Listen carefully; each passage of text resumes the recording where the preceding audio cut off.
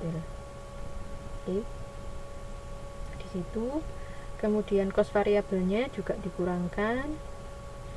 Kemudian iklan dan gaji. Iklan dan gaji di sini cuma punyanya si A dan si B, karena si C kan sudah nggak ada, jadi nggak dimasukin.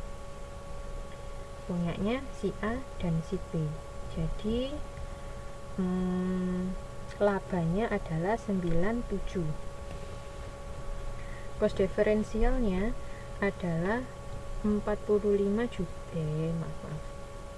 Labanya adalah 422.400, sehingga cost diferensialnya adalah 15.600. Dari hasil analisis yang dilakukan ini dapat disimpulkan lebih menguntungkan untuk tetap memproduksi produk C dibandingkan menghentikannya. Sudah jelas ya, karena kalau kita mempertahankan produk C meskipun dia rugi, laba totalnya nanti 2 juta laba totalnya adalah 210. Tapi kalau kita menghentikannya, laba totalnya 15 juta. Kan lebih banyak kalau kita tetap mempertahankan produksi. Begitu. Oke? Bisa dipahami?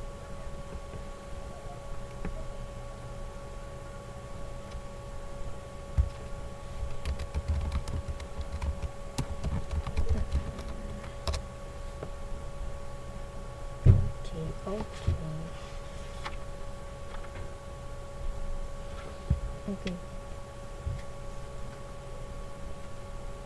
Sip. Sekarang lanjut lagi, mempertahankan atau mempentingkan dengan alternatif penggunaan fasilitas. Keep or drop with alternative use of facilities. Ini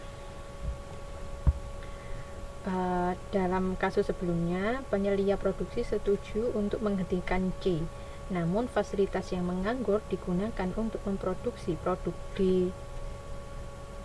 Oke.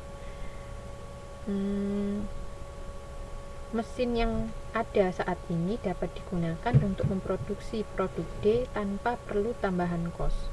Dengan demikian, produk D memiliki pangsa pasar yang luas karena masih sedikit pesaingnya. Namun penurunan penjualan produk A dan B atas penghentian C masih tetap besar, yaitu 8% dan 10%. Estimasi pendapatan dan kos untuk produk D adalah sebesar itu. Dari analisis sebelumnya, kalau produk C, jadi ada 3 produk A, B, dan C. C-nya dihentikan, tapi memproduksi produk D dengan alat-alat yang digunakan untuk memproduksi produk D. Jadi nggak usah beli lagi atau nggak usah nyewa lagi, seperti itu. Kalau kita memproduksi produk D, dia mendapatkan margin segmen sebesar 5 juta. Penghentian produk C akan memperoleh margin kontribusi 6.600.000.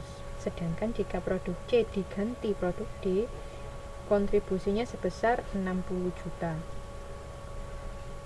Jadi kalau mempertahankan, penjualannya 1.400.000, cost variabelnya 870. Ini A, B, C. Kalau dihentikan dan diganti, penjualannya 1.286. Dari mana? Jadi dari 1.186 seperti yang tadi, dihentikan dan ditambah yang D. Jadi 1.186 ditambah 100, itu di atas kan ada penjualan si D 100, jadi 1.286.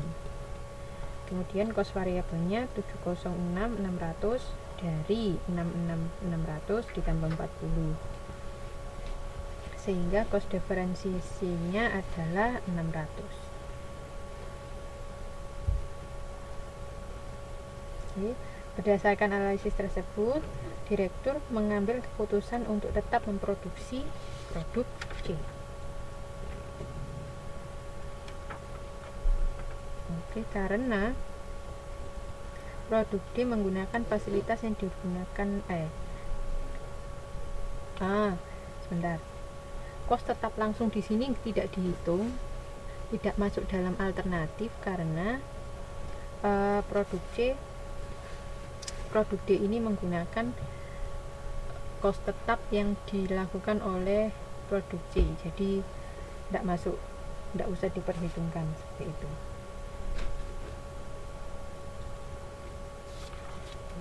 Oke.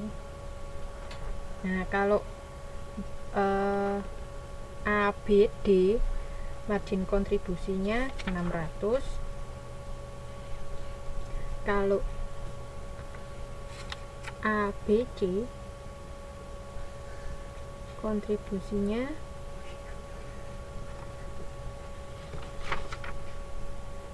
adalah 660. Jadi keputusan tetap memproduksi produk C. Gitu. Nanti silakan teman-teman pelajari lagi.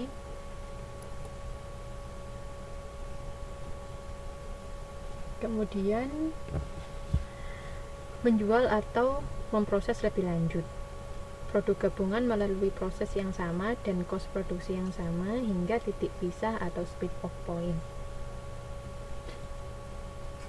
Di sini kalau kemarin kita membicarakan tentang apel yang ada 3 jenis, apel yang langsung dijual,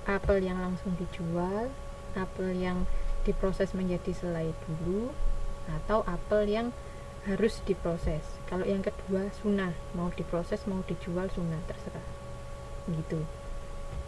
Kalau sekarang ada contoh di sini PT Melati. Dia mempunyai kapasitas produksi 50 unit. Dan tapi dia cuma menjual 38.000 unit. Seorang pelanggan menawarkan untuk membeli 7.000 unit dengan harga 18.000 per unit, di mana harga normalnya 30.000 per unit. PT Melati juga harus membayar kos komisi sebesar 600 jika pesanan khusus ini diterima. Jika penawaran khusus ini diterima, kos per unit sebesar 21 dengan rincian sebagai berikut.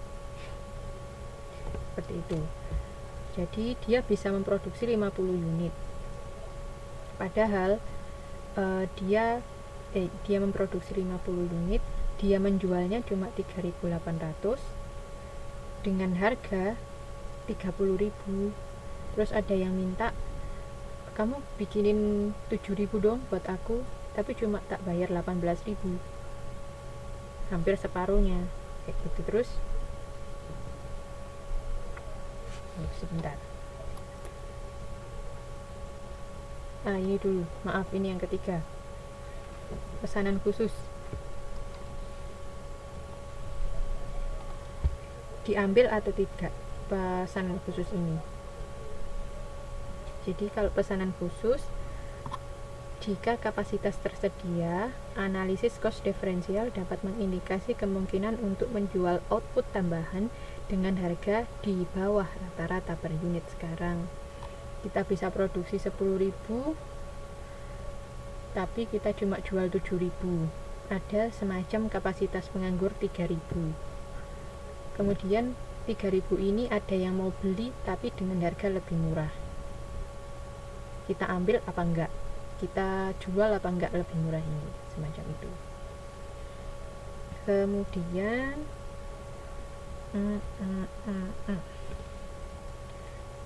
cost relevan per unit adalah 17.500. Karena 17.500 dari mana? Dari rincian kos di halaman 529 itu cuma yang relevan aja, overhead tetap tidak dimasukkan, jadi 17.500. Kemudian penjualan